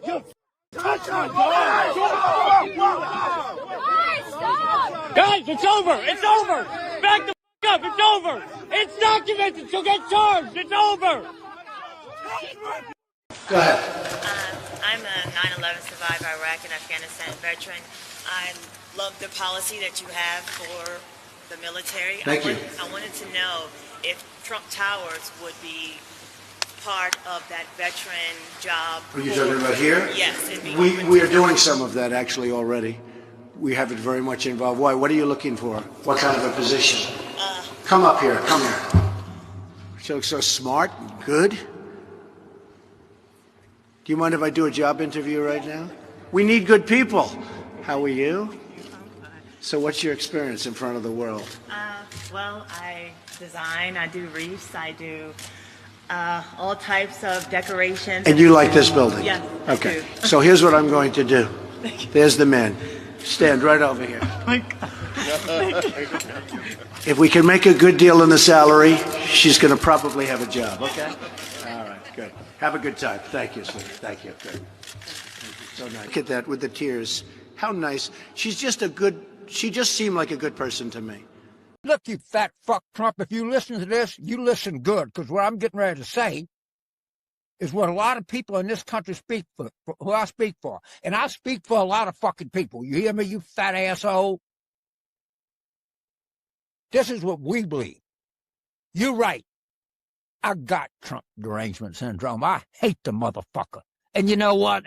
I don't want to get rid of it. I don't want to get better. I want to get worse. I want to hate him more. I pray to God in heaven, God reign the righteous reign of Trump derangement syndrome. Pray for me, Lord. I'm your vessel on this earth. Pray for the people that listen to this. We want more. We want to hate the son of a bitch so much that we can't see straight. I should always make a warning, I guess, before I get into this kind of stuff, I suppose. I always kind of leave this to the end, and, you know, if people want to tune out, that's perfectly fine with me. This is just my turn to just talk about stuff, right? I'll mention something. Okay, so I was watching Odysee. There is one guy from Australia who does modeling videos, and on Odysee I found a trip to Japan 2020. I think he went 6 years ago, and I guess it must have been before all the crazy nonsense broke out in 2020 with all of the lockdowns and you're not allowed to travel anywhere. And he met up with somebody in Tokyo who actually, I have encountered this bizarre person's YouTube channel before, and not to name names, but he's like, he always hides behind like a Optimus Prime action figure, and he's got like this American flag behind it, and he's like I don't want any Republicans watching my videos and stuff, and he pulled that on this other guy's video. Like, this guy's from Australia, like, why should he care? But he's like doing this for the Australian guy's channel. He's like, oh, this little Optimus Prime. He's like, oh, I don't like Republicans, and I just found that to be rather bizarre. So I think in terms of Republican politicians, I think they're mostly trash. But you take the lesser of two evils, I guess, because the amount of corruption, I think, that your average citizen is not prepared to, to grasp. But just the fact that the Democrats are just so brazenly corrupt, and they just don't even care about trying to hide it. That's what just kills me, and what just I find so bizarre with this guy's attitude. As for me, I don't care if people disagree with me on my channel. They can actually, as long as they are polite, they want to argue and stuff, that's perfectly fine with me. It's just that when you get all upset and angry and stuff, then that's when I try to, I'm not going to get into it with people like that. I'm going to block them or whatever. But it's been so many years ago that I first encountered this guy's YouTube channel, and I just thought that was such a stupid attitude. It's like, okay, like I said, it's like, if I can, here, let me see if I can, here we go. See if I can emulate this guy. He's like, I don't want any Republicans watching my channel. Just blah, blah, blah, blah. Okay, I thought this represents slavery and oppression and patriarchy and fascism, global warming. What else does this? Islamophobia, what else does this represent? Colonialism, I thought you guys hate this thing, right? I just think that's just really kind of bizarre, because if you follow his line of thinking, they are completely against the United States, it's just bizarre. And I've just been thinking about, like, this type of attitude is like, the people who are willing to engage are the conservatives, the culturally conservative people, right? So, and what happens as a result? There is, of course, what happened to Charlie Kirk. He was murdered. There's another guy who was murdered too fairly recently. Someone I'd never heard of before, so I can't quite remember his name. Eric, I don't know what it was. So there is Savannah Hernandez. I think it was in April. She was attacked by this guy who was like, oh yeah, we need some love, peace, and harmony.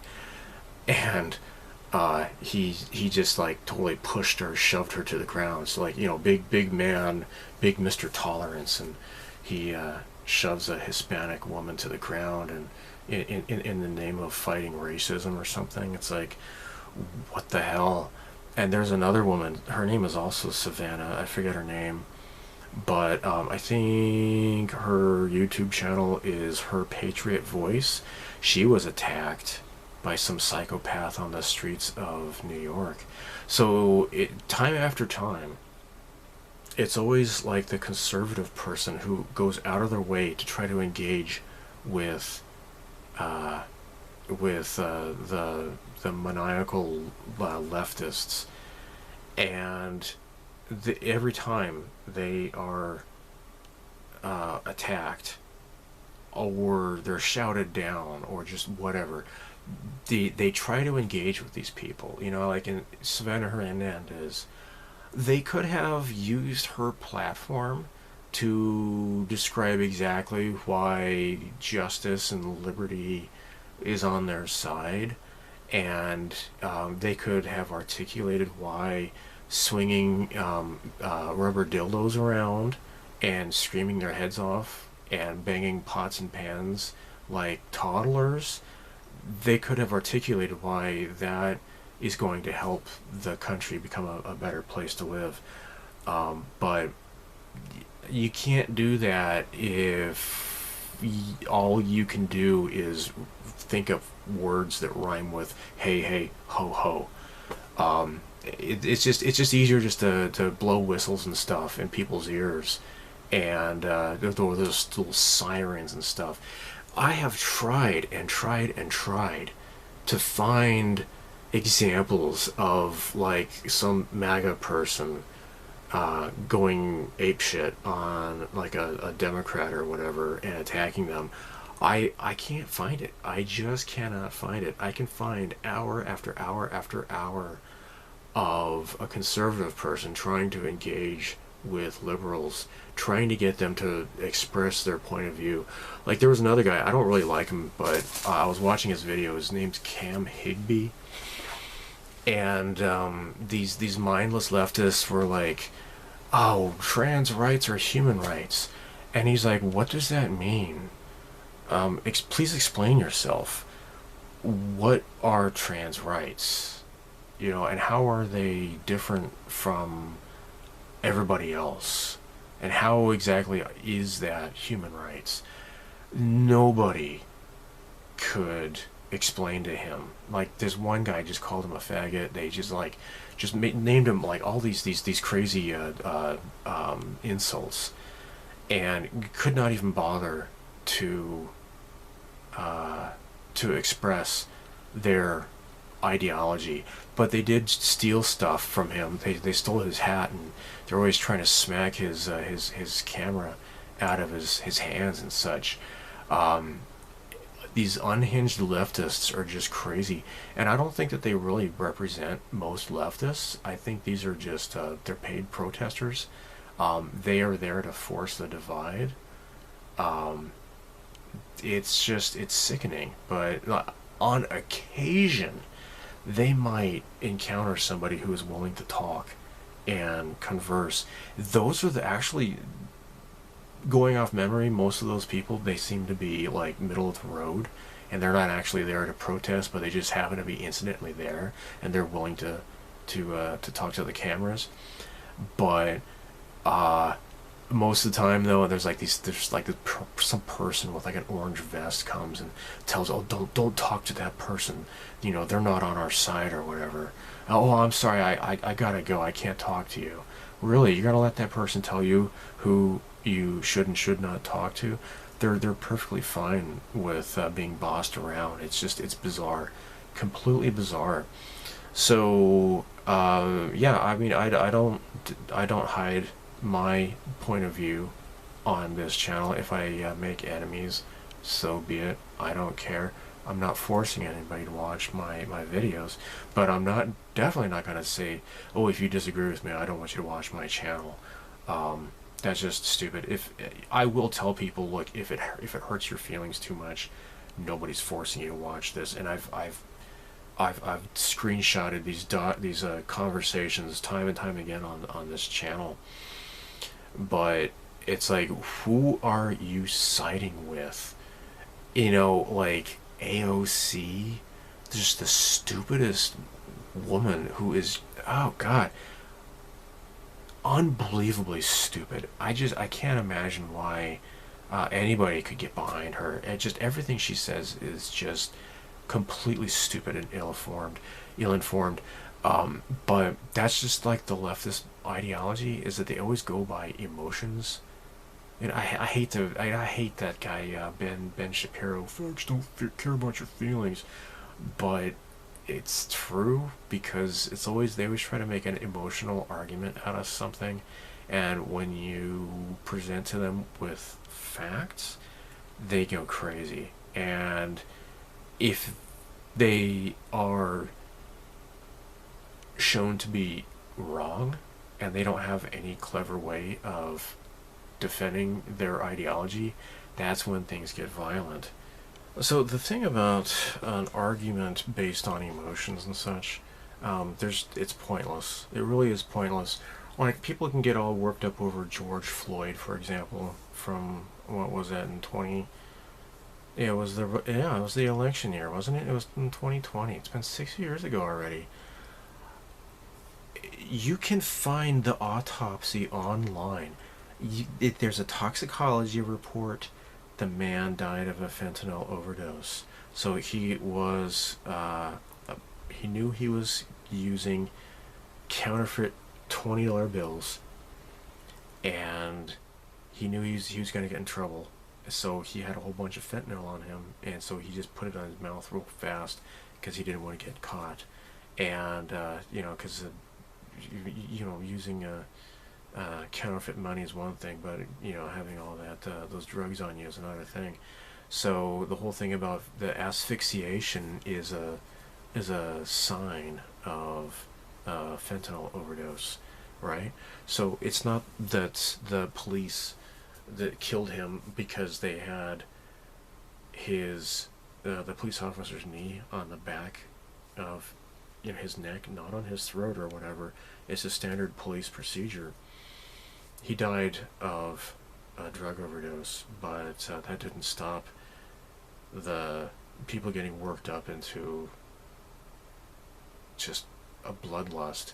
Like how many people died because of that? All the cities that were burned. It's terrible. All the people who lost their livelihoods, even black-owned business, even black people were murdered, right? It doesn't matter. It's just their emotions are what is most important to them, and it's unfortunately you can't reason with people like that. It's really terrible and sad, but that's just the way it is. So you got people like AOC, you got people like Ilhan Omar. Last time the Alien Enemies Act was invoked, it was used to detain and deport German, Japanese, Italian immigrants during World War XI. Okay, even if she's not neck deep in corruption, allegedly, just everybody around her is completely being convicted of corruption and such. It's just like like the Clintons, like everybody around them, like whether it's Jeffrey Epstein or like what was his Barney Frank was running like a male prostitution ring out of his lover's apartment. There was like, if I remember right, there was something like that. There was that guy Ed Buck, who like all of these gay black men end up dying of drug overdoses at his house. He was like a big time Democrat donor. Of course, there was Jeffrey Epstein. Ghislaine Maxwell was at the Chelsea's wedding. There's all these hideously corrupt, perverted people. Frickin' Pizzagate, Mr. Pizzagate himself. What's his name? John Podesta, Tony Podesta. Like there have been like articles written about like how they have like these depraved, disgusting, pedophilic artwork on the walls that disturb house guests and such. How is it that like they know all of these people who are being convicted of like rape and child pornography or whatever? Ilhan Omar, like even if she is not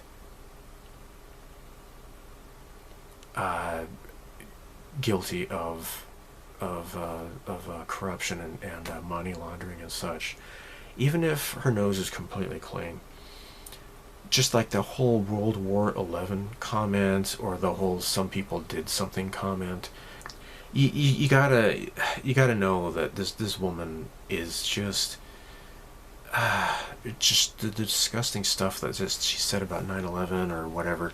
She obviously has zero connection with American culture or history. World War XI? I mean, like, really? She does not represent any Americans. She should not be holding office. They really do not. They need to have some sort of law saying that, like, if you're an immigrant, you should be banned from holding public office. Maybe your children or something, but they have to like really crack down on that, because they got these foreigners. And I'm speaking as an immigrant myself. I don't believe that I have any right to be any sort of representative of the government in Japanese society. That's just really just stupid. Even if I did speak fluent Japanese, I don't think that I have any right to do that. But yet you got these people coming into the United States or, you know, the UK or whatever, and they're taking a public office, and it's just disgusting, completely disgusting. How can the EPA justify abandoning that duty to protect Americans to appease polluters under the false flag of economic growth? Following the law, Section 202 of the Clean Air Act, where does it say anything about fighting global climate change? Loper Bright, Supreme Court case, you familiar with it?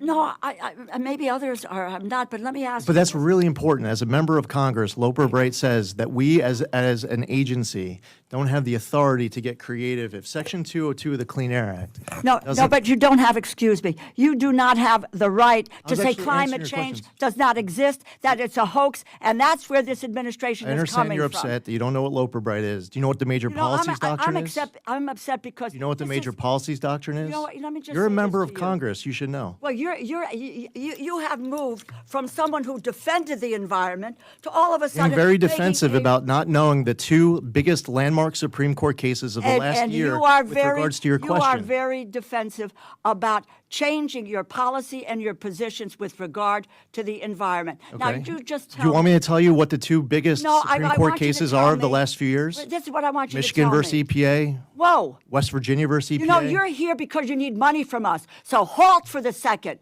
and wait for the questions and answer the questions. Well, I answered your question, No, you and you didn't. didn't like my answer because did you not don't know what answer the Loper Bright is, question. because you don't know what the major policies doctrine is, Chairman, because you're asking me about Section 202 of the Clean Air Act, and you don't read it. You don't know what it says. Listen, and what you want to do is to deny. You want No, I actually read the law. I do my homework.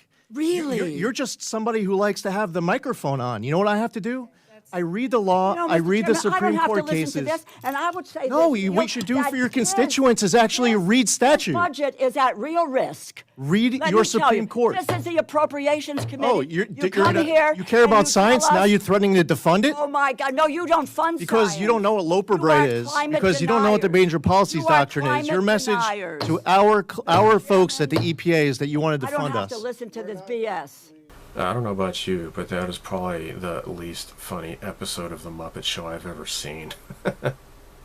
Again, this is what you got. This is the side that you're going to take. I mean, come on, these people are complete morons. Again, I'm not saying that I'm like really happy with Republicans, but holy crap, these people are just the worst of the worst. They're so incredibly stupid. So currently, so far, as of the end of May, as it is right now, since the beginning of the year, there have been like 8 or 9 like really famous temples and shrines here in Japan that have been burned down to the ground. There's also been pig farms that have been burned down as well. It's like, boy, what are the correlations? Gee, I don't know. Gosh. Yeah, I wouldn't know because I'm not racist, right? Right? As if you can actually be racist towards, like, Islam. Can you be racist towards Catholicism? It's stupid. They hide behind these words like racism and stuff, and it's just completely stupid. I don't care about the color of the skin. You know, I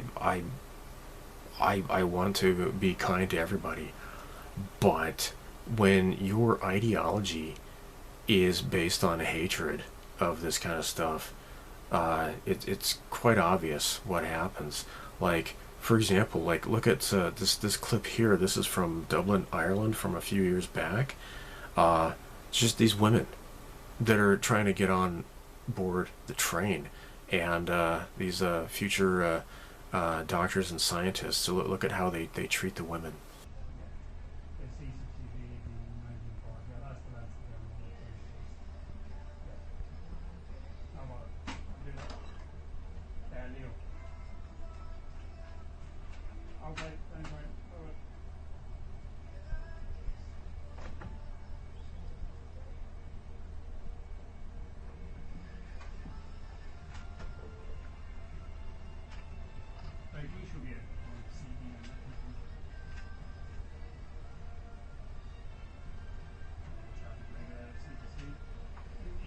favor. Can you burn the CCTV for open to petrol? So these Muslims have been caught defacing shrines and such, and there was this what's his name? He is a Japanese YouTuber and he lives in New York. And he says that, like, it would be impractical to deport all of them. Because he's like trying to be nice. I don't want to accuse anybody, I don't want to say that it's Muslims, but blah, blah, blah. Well, it's quite obvious. I mean, put two and two together. These people are very hostile towards anything that's outside of Islam. That's just, read the Quran and then you'll understand exactly where these people are coming from. So he's like, what they need to do is like set up cameras and stuff, and because there's no going back. And the comment I left on his channel, which could have been deleted, I guess, or hidden, I'm like, think about what you're saying. You are promoting a surveillance state. You are saying that there needs to be cameras everywhere and people's rights need to be taken away. The problem is simple. You know where it's coming from. You get these people, you get rid of them, and then you don't have any more problems. It's that cut and dry. You don't have to set up freaking cameras everywhere and ruin everybody's lives just for the sake of, so-called safety. You get rid of them, and you don't let them in your country, just like Poland. They don't have terrorism, right? Like, you go to a Christmas market in Poland, you're not afraid of like a truck driving into the crowds, or somebody's poking holes in everybody with a knife. It doesn't happen. Go to a Christmas market in freaking like Belgium or Germany or France or the UK, then yeah, you're going to be kind of paranoid of being attacked just because. Why? It's because that's their religion. That's what I don't want to even call it a religion. It's just a intolerant, hateful death cult. If it wasn't for the death to the apostasy rule, the Islam probably would have died out quite a long time ago. I mean, just like there's stupid stuff in the Quran about how the sun sets into a muddy spring in the west. It's just ridiculous. So basically, the guy is saying the earth is flat. It's just completely stupid as hell. So, but that's Islam for you, right? It says, Muhammad is the prophet of Allah, and those who follow him are merciful to each other, but are harsh towards unbelievers. That's in the Quran, right? It is completely intolerant. So when they make these dumb videos, coming to Japan and complaining about how there's no halal food or whatever, well, you know what you could do? Go back to your country with all of its disgusting atrocities towards human rights.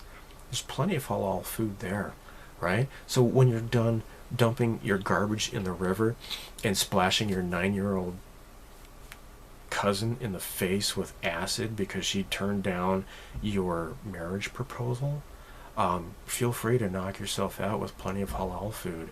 Have a nice dinner eating halal only food. Of course, you won't have any beer because, oh no, that'll make you a bad person. Certainly not pork, because pork makes you a horrible person. But murdering Christians and stuff, that's perfectly fine.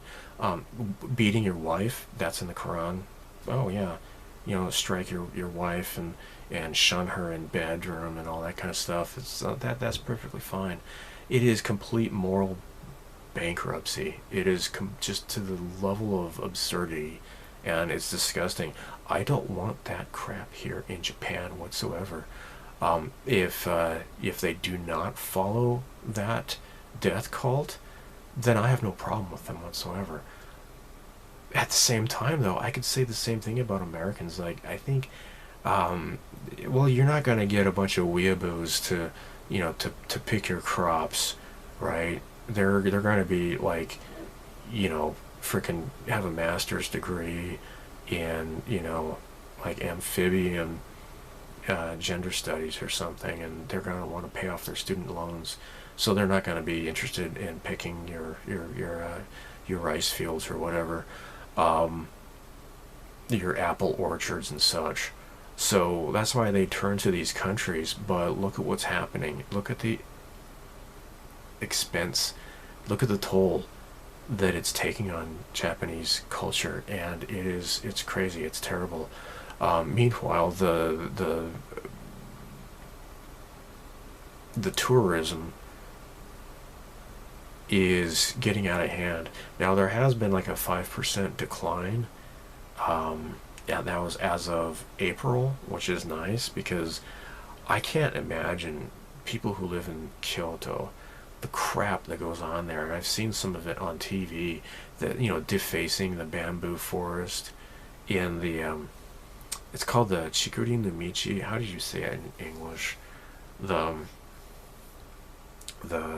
path of bamboo groves. I have a jigsaw puzzle of it. It's really beautiful, especially at night. It's all lit up with like little lamps and such. Dense bamboo forest. It's really beautiful. But these freaking, you know, Gene loves Jezebel or whatever. They're like carving each other's names and stuff on the trees. It's disgusting. I hate it. I'm ashamed of you know, Americans. There's just some Canadian snot-nosed kid that carved his name on like this really old temple and such. It's disgusting. It really is terrible, and it makes me ashamed to be a foreigner, because even though I don't participate in that kind of stuff, it reflects badly on all of us. And when you got this, when they're importing a highly hostile